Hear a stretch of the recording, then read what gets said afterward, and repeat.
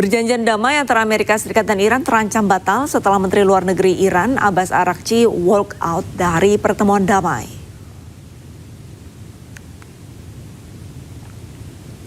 Menteri Luar Negeri Iran Abbas Araghchi meninggalkan ruang konferensi pers Bergenstock, Swiss. Araghchi pergi setelah bertukar sapa singkat dengan Perdana Menteri Pakistan Shehbaz Sharif. Delegasi Iran menolak untuk tampil di depan umum bersama delegasi Amerika Serikat. Pertemuan tertutup pun digelar antara Iran dan Amerika Serikat dengan Pakistan dan Qatar bertindak sebagai mediator. Di tengah meningkatnya ancaman dari Amerika Serikat dan Israel, pemimpin tertinggi Iran Ayatollah Mojtaba Khomeini akhirnya muncul ke publik. Terlihat Khomeini berbaur dengan warga di pusat perbelanjaan di Teheran.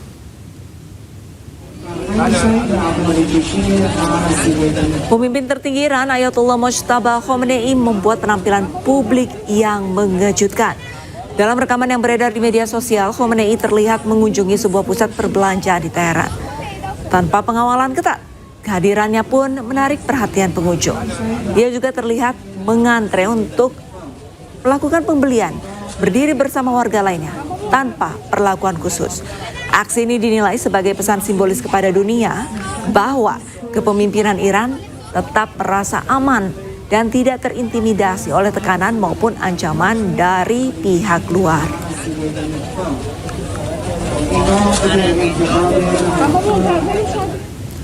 Netanyahu bersumpah pasukan Israel akan tetap berada di Lebanon Selatan selama yang diperlukan. Saat pembicaraan Amerika-Iran dimulai, Israel tetap akan melanjutkan operasi militernya di Lebanon Selatan selama diperlukan. Namun sejatinya hal ini merupakan langkah yang dapat membahayakan negosiasi perdamaian antara Amerika dan Iran. אנחנו עומדים איתן על האינטרסים החיוניים שלנו. השגנו הישגים כבירים ולא נוותר עליהם. נשאר ברצועת הביטחון בדרום לבנון ככל שידרש, כדי להגן על תושבי הצפון היקרים לנו ועל אזרחי המדינה כולה. כראש ממשלת ישראל אני עומד על כך בתוקף, ושום דבר לא ישנה זאת. וביחס לאיראן, יהיו אשר יהיו ההתפתחויות המדיניות, לא אתן לאיראן להתחמש בנשק גרעיני. כל עוד אני ראש ממשלת ישראל, זה לא יקרה. למטרה קדושה זו הקדשתי את חיי מאז נפילתך, יוני. Delegasi Iran dikabarkan meninggalkan lokasi pertemuan dengan Amerika Serikat di Swiss karena tidak terima dengan ancaman Amerika yang akan kembali menyerang Iran. Untuk membahasnya, kami sudah terhubung dengan pengamat Timur Tengah. Ada Bapak Hasibullah Satrawi. Assalamualaikum, selamat siang Bapak. Waalaikumsalam, selamat siang Mbak Lista. Selamat siang. Pak Hasibullah, ini kita kembali membahas mengenai Iran dan Amerika dan ini cukup menarik. Iran walk out dan nyaris membatalkan perundingan. Nah, kalau Anda lihat ini hubungan antara Amerika Serikat dengan Iran dalam konflik seperti ini bagaimana Bapak? Ya, saya rasa tentang isu walkout tim Iran dari perundingan itu bagian daripada dinamika pertemuan pertama kemarin, kurang lebih di hari keempat semenjak kesepahaman ditandatangani pada tanggal 18 Juni kemarin. Tapi kalau kita ikutin yang terbaru, itu timnya kembali lanjut, bahkan dalam pernyataan terbaru yang disampaikan oleh kedua mediator, Pakistan dengan Qatar, disampaikan bahwa pertemuan pertama kemarin berjalan dengan sangat positif, sangat konstruktif, dan mencapai hal-hal yang dikatakan akan cukup menjadi menentukan bagi jalannya perundingan selama 60 hari ke depan. Misalkan terkait dengan pembentukan komite tinggi yang itu nanti akan menjadi kayak semacam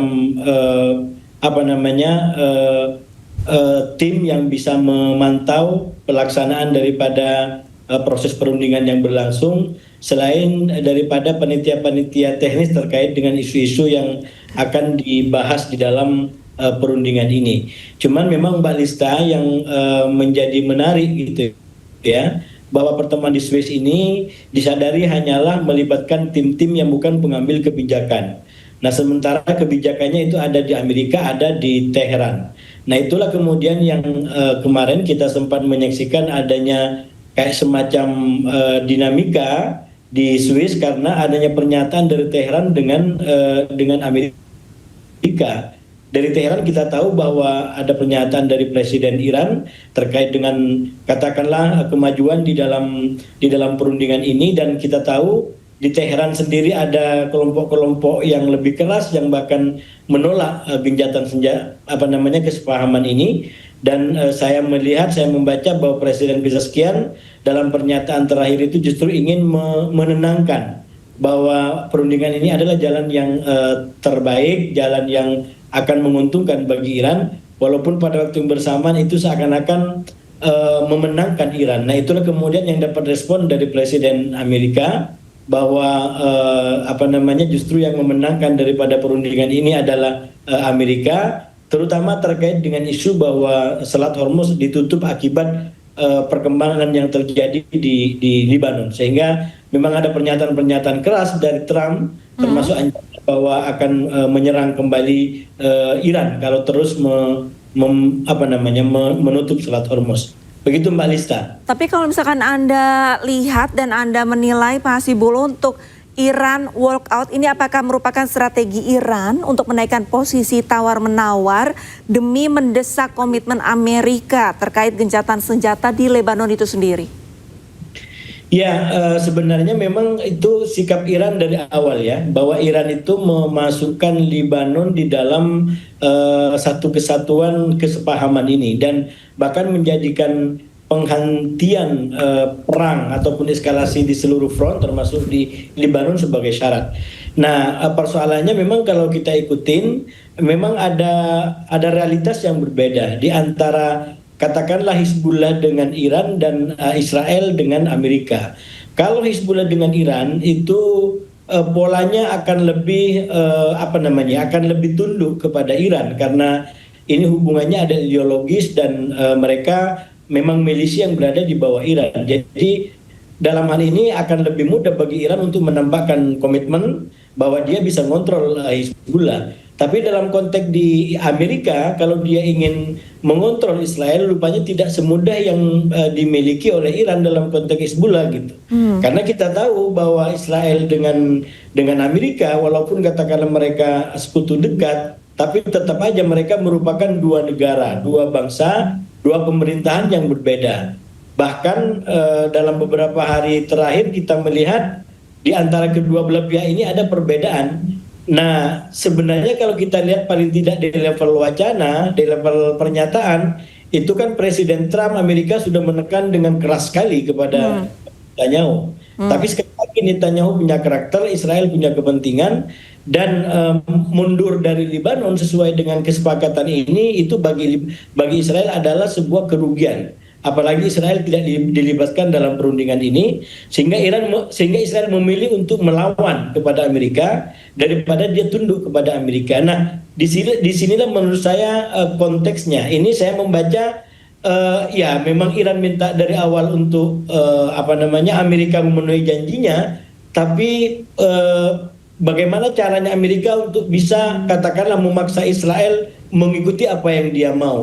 Terkecuali mungkin Amerika harus menyerang Israel. Nah, kalau itu yang harus dilakukan, saya menduga dalam waktu dekat sepertinya tidak akan terjadi. Nah, sementara balasannya, kalau kemudian Iran bersikeras bahwa kalau Lebanon tidak damai secara total, maka gencatan senjata ataupun kesepahaman ini tidak akan lanjut, menurut saya itu sama-sama pertaruhan besar. Karena sekali lagi dengan adanya progres sekarang, termasuk pencairan aset yang dibekukan, termasuk pelonggaran ekspor minyaknya, itu keuntungan yang sangat besar yang bisa didapatkan oleh Iran. Nah, kalau kemudian Iran bersikeras dengan stabilitas Lebanon, ini menurut saya memang sebuah dinamika yang cukup penting ke depan, terutama juga saya mencatatnya dalam konteks hubungan Amerika dengan Israel. Tidak pernah hubungan Amerika dengan Israel sekritis sekarang. Sekarang sudah terpampang ke depan umum, ke depan publik, bagaimana kedua belah negara, kedua elit dari dua negara ini sama-sama saling kritik. Misalkan G7 sama orang-orangnya Netanyahu di kalangan para menterinya yang sampai pada tahap saling serang. Nah, ini menurut saya memang sebuah fenomena yang menarik, bahkan saya menyebutnya gara-gara kesepahaman ini maka terbentuk yang saya sebut sebagai perlawanan kembar di Libanon. Selama ini hanya ada satu perlawanan di Libanon, yaitu perlawanan Hizbullah, kelompoknya Iran, kepada Israel. Tapi sekarang ada perlawanan kembar, yaitu perlawanan Israel kepada Amerika melalui basis-basis yang telah dia kuasai di Libanon.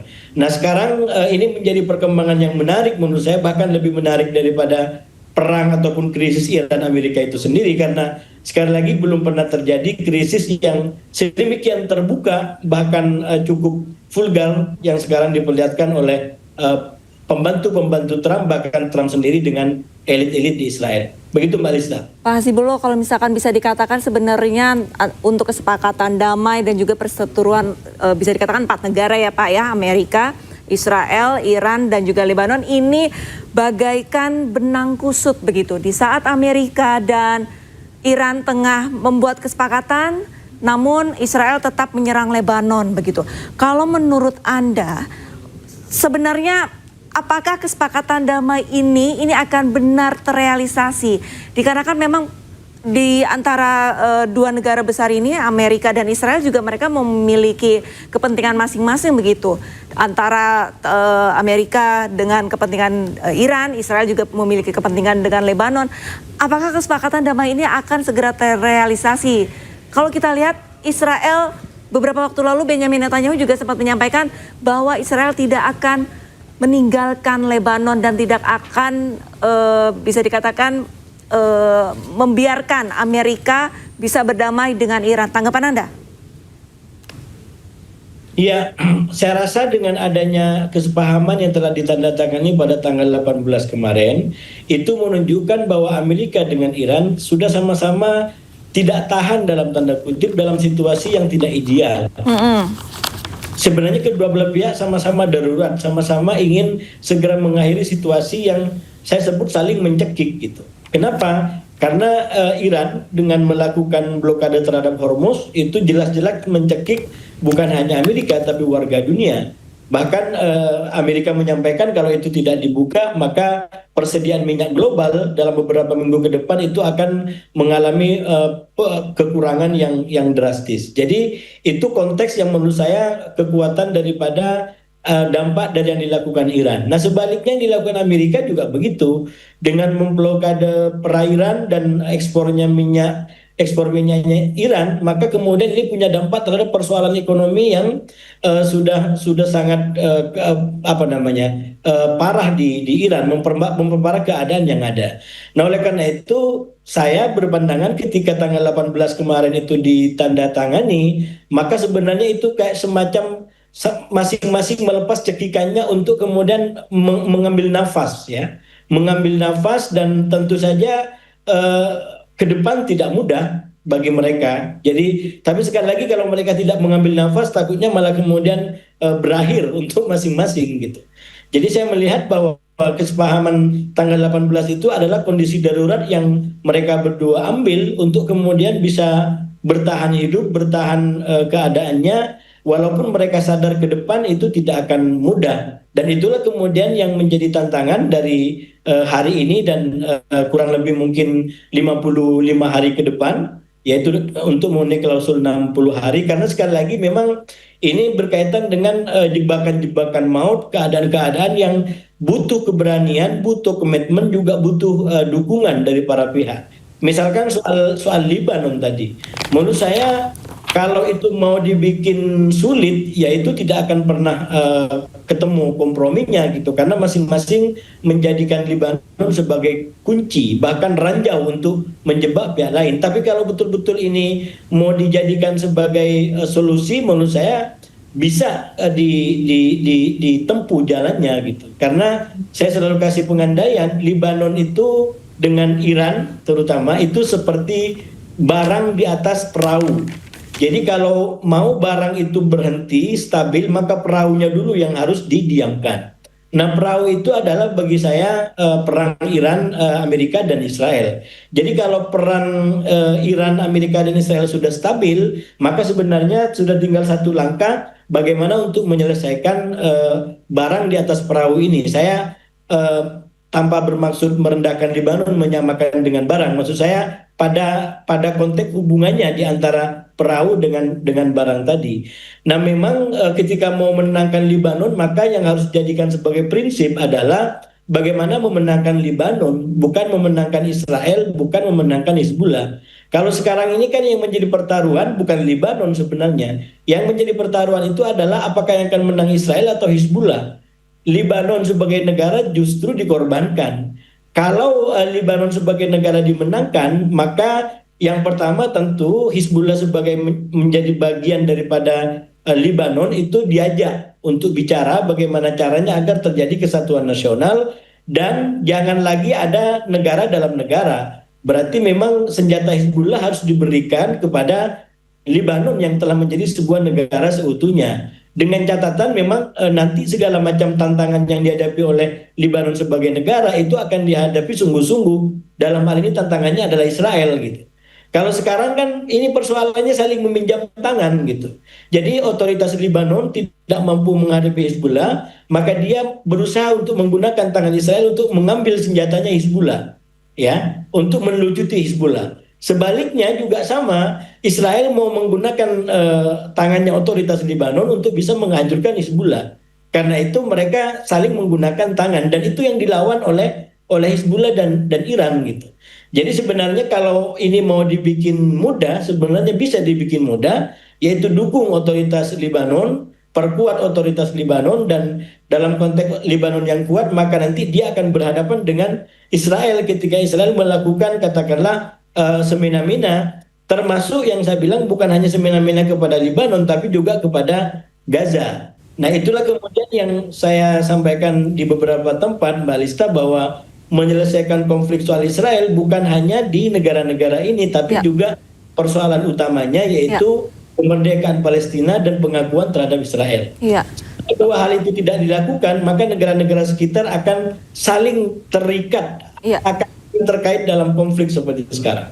Baik, Pak Hasibullah, saya ingin mengutip pernyataan Anda, Amerika-Iran ini ibarat kata saling mencekik. Butuh keberanian, butuh komitmen melepaskan cekikan mereka demi solusi untuk kedua negara. Tapi kalau misalkan kita lihat untuk kesepakatan ini kan memiliki mediator, Qatar dan Pakistan. Mereka punya peran penting. Menurut Anda sejauh mana mediator mampu menjembatani inkonsistensi dari Amerika terhadap Iran agar mau saling melepaskan cekikan? Ya, saya rasa kalau kita lihat perkembangannya sekarang, termasuk di Swiss itu kan terlihat bagaimana Qatar sudah segaris dengan Pakistan, ya. Itu yang saya bilang tadi, yang saya bilang sebelumnya bahwa memang dibutuhkan adanya penguatan dari para pihak terkait dengan mediator ini.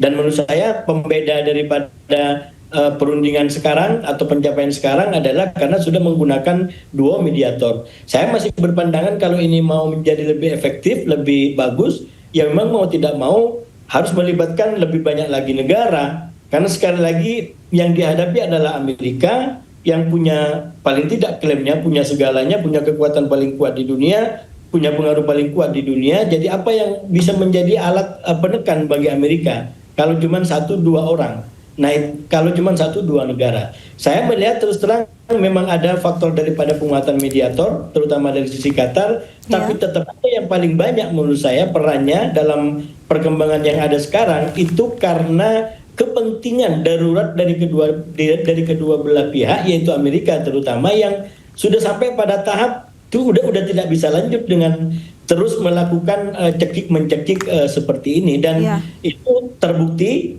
Amerika lalu kemudian menyegerakan ya penandatanganan daripada kesepahaman awal itu di tanggal 18, dari awalnya direncanakan tanggal 19. Walaupun sekali lagi kita membaca Presiden Trump tetap dengan saya sebut sebagai taktik up and down. Jadi tetap dia mencoba untuk menekan Iran, termasuk ancaman-ancaman, karena itu cara dia untuk bisa mendapatkan yang dia mau. Tapi dugaan saya kalau terus situasinya seperti ini, kalaupun dia mau ada eskalasi, mungkin eskalasinya eskalasi terbatas seperti yang terjadi kurang lebih di tanggal 11 atau 12 yang lalu dalam krisis 5 jam, Ya. di mana kemudian Amerika menyerang Hormuz gara-gara pesawat tempurnya jatuh itu. Iya. Baik, terima kasih banyak Pak Hasibullah Satrawi selaku pengamat Timur Tengah sudah bergabung bersama Breaking News. 55 hari ke depan kita lihat apakah kesepakatan ini akan benar-benar berjalan. Terima kasih banyak Bapak. Wassalamualaikum warahmatullahi wabarakatuh.